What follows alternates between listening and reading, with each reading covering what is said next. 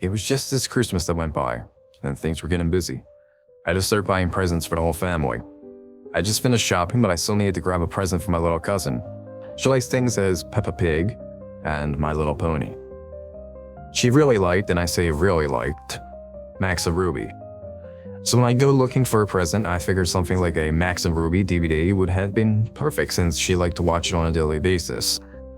However, Christmas meant that many of the online DVDs were sold out on most places. I meant to look on eBay as well, but figured I could not trust what condition the DVDs would have been in. So I stuck in a rut for a while until that package arrived. I was at home, still scrolling for a stupid DVD, until I heard the sound of something being pushed into my letterbox. I caught a hold of it before my dog did and looked at the package. It seemed to be wrapped fairly badly, with what looked like grease marks and stains on it. I opened the package. Inside was something that I could not explain. It was a Max and Ruby DVD, but I had never seen one like it online. It was like some little kid had drawn on the front cover with a marker. Title was just Max and Ruby, with what looked like a poorly drawn illustration of Max and Ruby on the front. There were no names or anything, but on the back it had a list of 4 episodes, all of blunt titles. Episode 001, Episode 002, Episode 003, and Episode 004. I quickly gave the DVD a watch over. To my surprise, all the episodes were in perfect quality and seemed to have no flaws. It was as if it was a real DVD, just with a homemade cover. The only thing I thought appeared odd was the episode menu screen. The episodes had names, but they were all titled Max and Ruby 1, with the numbers being changed as they went down the list. The actual selection screen was just a plain white screen with black text and nothing else. After giving it much thought, I changed the cover over to something a little nicer by printing out a DVD cover that I had found on Google and taped it down.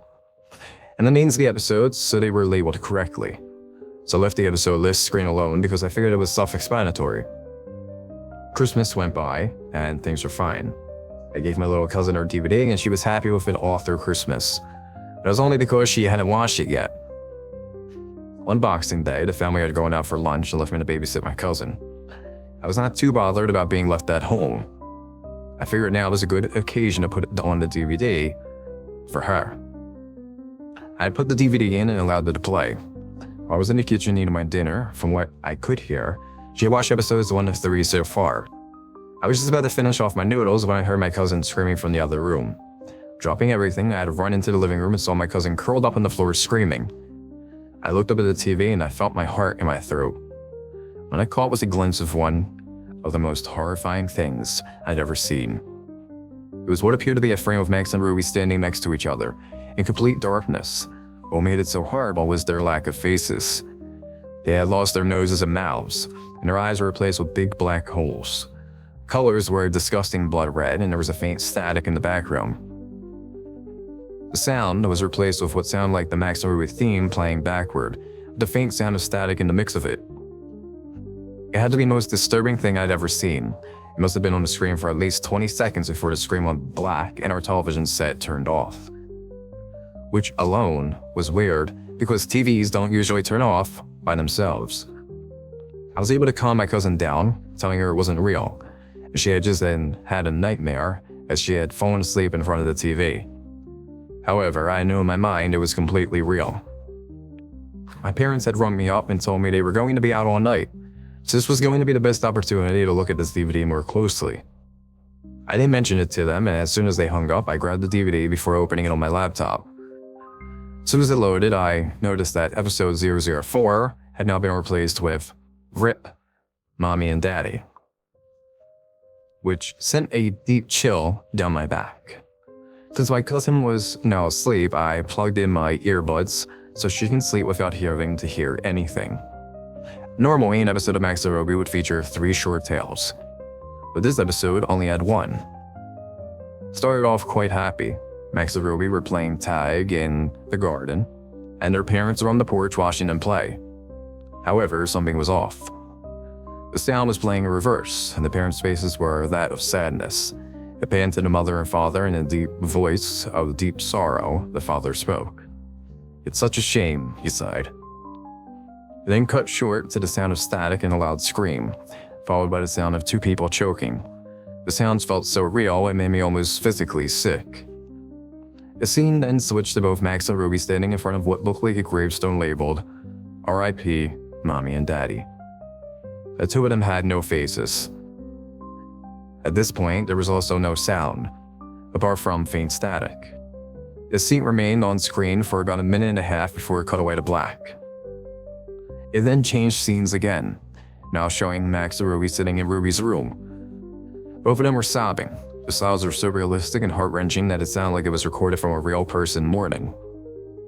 What happened next was probably the most disgusting yet saddest thing I'd ever witnessed.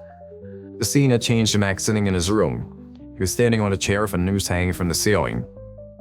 He placed the noose around his neck. My computer screen faded to black as the static got louder. Almost instantly, it then cut to Ruby walking in on her brother. She let out a horrific scream as the background turned black. The camera was panned on her face as the sound of the chair being kicked and the same choking from before began to play. Picture Ruby's face stayed on screen for a good 5 minutes. This time her eyes had returned on the same gaping holes. Ruby then started crying, and as before, there were no other facial features. Static grew slowly louder and drowned out the sound of her cries. The scene cut to black with the loud static.